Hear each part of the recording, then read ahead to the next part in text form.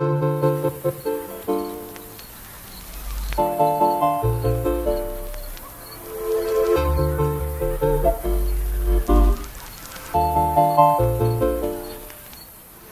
back, ladies and gentlemen, to another episode of Be Tailored, where today we're going to be swapping out the calipers on the Red 240 Carol and installing them on our Teal 240. Now, the reason for doing this is because upon removing the rotors, trying to clean them up, we let some air into the system because I had to bleed the brakes in order to get them off or get them back on.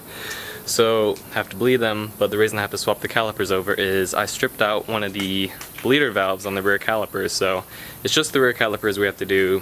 Shouldn't be terribly complicated, but I figured I'd walk you guys through that and see kind of what I run into, give you guys any tips, and we'll go from there.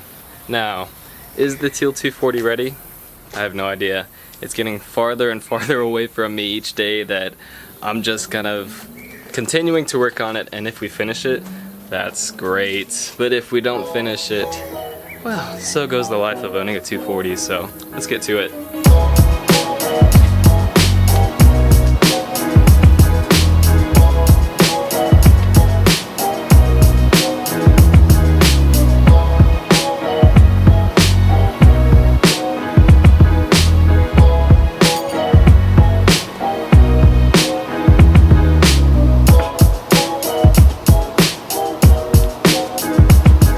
So this is the part that I need to swap over from Carol to their Teal 240. It's pretty rusty and it doesn't look great, but I know that it works, so we're going to put these in. I'm also going to swap over the pads just because I have no condition what the pads on that car is. So what I'm going to do first is undo this line here because the Teal 240 has some stainless steel lines, which is pretty nice. So we'll undo that and then unbolt the caliper down here and then undo the e-brake cable.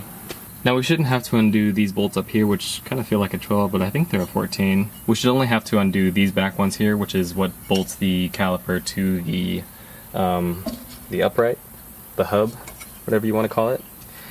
And hopefully that's all we have to do, so it should be a pretty simple process.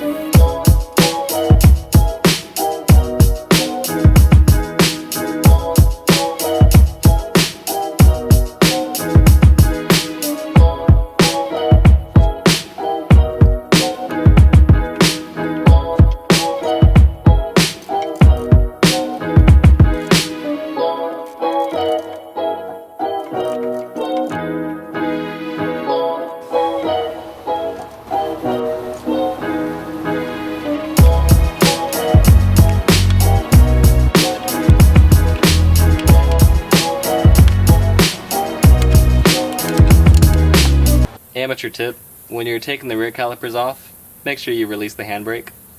It'll make your day so much easier.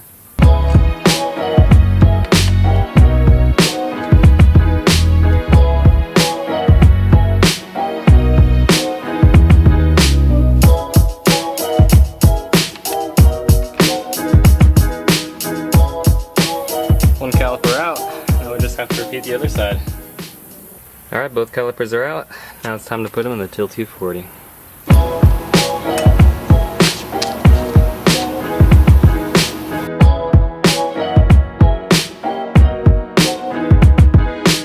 Now that we have the calipers out of the car, we'll need to decompress the piston as we've kind of maneuvered with the e-brake assembly, which has kind of pushed the piston out. So with a lot of front calipers, all you have to do is pinch in the piston itself, so compress it with a pair of pliers or a specialty tool.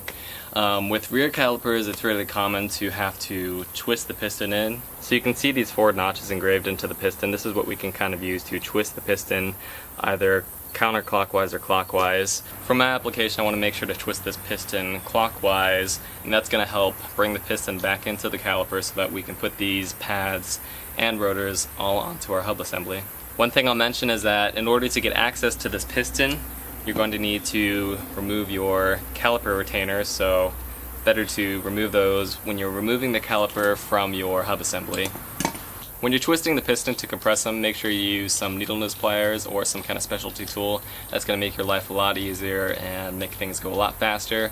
Be careful not to mar or damage the piston itself when you're trying to do this. Just make sure to take your time with it, and it'll go in slowly with each turn.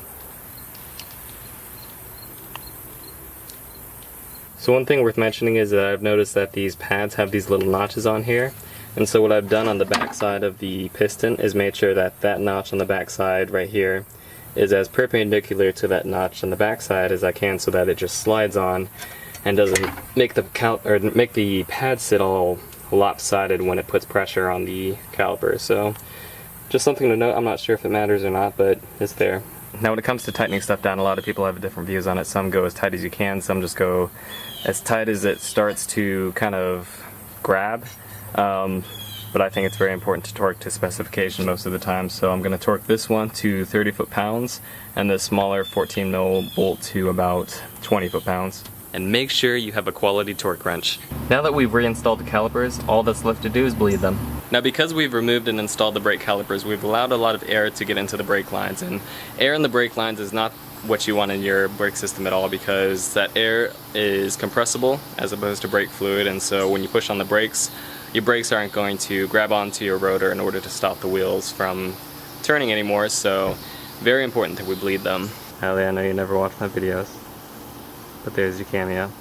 Now this is a two-man job, so you're going to want an extra person to help you. Luckily my roommate Allie has been kind enough to come help me, so make sure you have two people doing this job, and when you start to bleed the brakes, you're going to want to do it in a systematic order. So you want to start with the caliper furthest away from the brake master cylinder, not just in distance from the master cylinder itself, but in terms of the distance of the lines that go from the cylinder all the way to the caliper. So for the S13, since the lines go across the engine bay from the driver's side master cylinder, we're going to go driver rear and passenger rear, and then passenger front, and then passenger driver front for the last one. So the reason you want a second person to help you is because you're going to want somebody in the interior pumping the brake pedal up and down. So you want them to do this about 8 or 10 times, and then on the final stroke you want them to hold the pedal all the way down. Don't let that pedal come up, otherwise it's going to allow air into the system and you essentially have to start all over again. So what you're going to want to do with the bleed valve on the caliper is, after your partner has pumped the pedal like 8 or 10 times, after she's getting some good resistance, have her hold down the pedal, and then you can come over here and release your bleed valve. Now I have a plastic tube that's clear so I can see any air coming out, making sure that the other end of this plastic tube is fully submerged in another bottle filled with brake fluid. Now I'm going to slowly release it. You're going to see maybe some little air come out, some tiny little bubbles there. Close it back, all while your partner is holding your pedal down, and then just repeat the process until you've let all the air out. Okay, go ahead.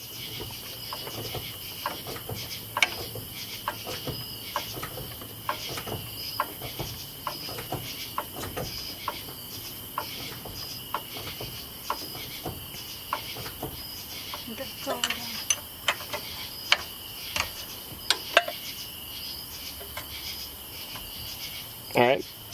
Another very important step of the process of bleeding your brakes is to make sure that your master cylinder is topped off with some .3 fluid, is what most cars take, but make sure to refer to your owner's manual. For me, I just used .3 instead of .4 because that's all I had. .4 fluid is more of a high performance type fluid that has high boiling temperatures so that you don't experience any brake fade after much abuse at the track. But I decided not to go with .4 fluid. I already had .3 fluid on me. It's pretty adequate for everyday driving, and so most people aren't going to see the difference between the .3 and the .4. It's only those who really push the performance of their car on the street that they start to see the differences between .3 and .4 fluid. So we'll run .3 for now, and if it comes down to it, when we do a brake upgrade, we'll move on to .4.